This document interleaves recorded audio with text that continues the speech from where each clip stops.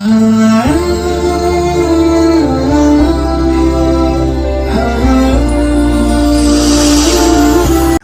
اللہ الرحمن الرحیم۔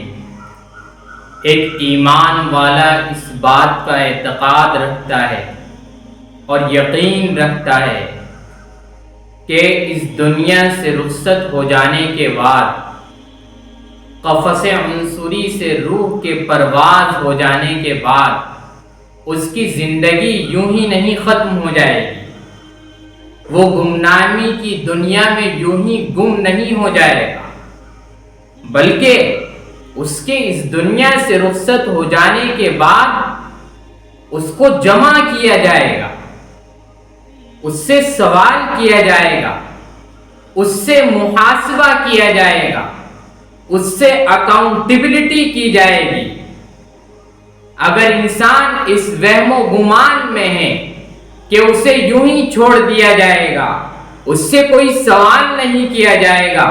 دنیا میں گزاری ہوئی زندگی کے بارے میں کوئی دریافت نہیں ہوگی، دنیا میں گزاری ہوئی زندگی کے بارے میں کوئی اکاؤنٹیبلٹی نہیں ہوگی، تو وہ اللہ کے قرآن کی اس آیت کو پڑھے، اَيَحْسَبُ الْإِنسَانُ أَن يُتْرَكَ سُدًى۔ کیا انسان یہ سمجھتا ہے کہ اس کو یوں ہی چھوڑ دیا جائے گا،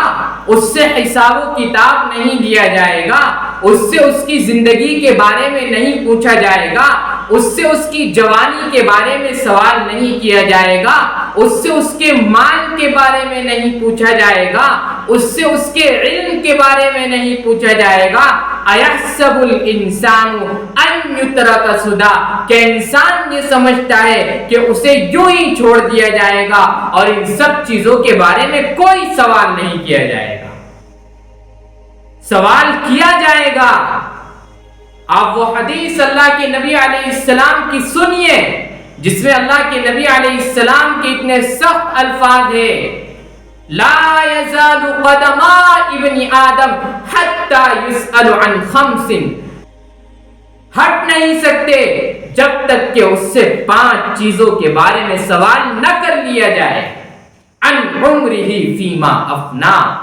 عمر کے بارے میں پوچھا جائے گا کہاں اس کو گنوایا۔ وعن شبابہ فیما ابلا، جوانی کے بارے میں پوچھا جائے گا اس کو کہاں گزارا۔ وعن مالہ من این اکتسب، مال کے بارے میں پوچھا جائے گا کہاں سے کمایا اور کہاں خرچ کیا۔ وماذا عمل فیما علم، اپنی معلومات پر، اپنے نالج پر، اپنے علم پر کتنا عمل کیا۔ یہ حدیث اللہ کے نبی کی یہ بتاتی ہے قیامت کے دن انسان کو یوں ہی نہیں چھوڑ دیا جائے گا۔ ایک آیت میں اللہ نے فرمایا اَيَحْسَبُ الْإِنسَانُ أَن لَّن نَّجْمَعَ عِظَامَهُ، کیا انسان یہ سمجھتا ہے کہ ہم اس کی ہڈی کو جمع نہیں کریں گے؟ بلا قادرین علی ان نسوی بنانا، کیوں نہیں، ہم تو اس بات پر بھی قادر ہے کہ اس کے ایک ایک جوڑ کو، بوروے کو اسی طریقے پر بنا دے جس طریقے پر دنیا میں تھا۔ اللہ تعالیٰ اس بات پر قادر ہے۔ جب وہ قادر ہے تو انسان کے دنیا سے رخصت ہو جانے کے بعد، قبر کی ایک طویل زندگی گزارنے کے بعد، اللہ رب العزت میدان محشر میں اس کو کھڑا کرے گا، اس کو جمع کرے گا اور اس سے سوال کرے گا، اکاؤنٹیبلٹی کرے گا، حساب و کتاب لے گا۔ اس دن کے حساب و کتاب کی آسانی کے لیے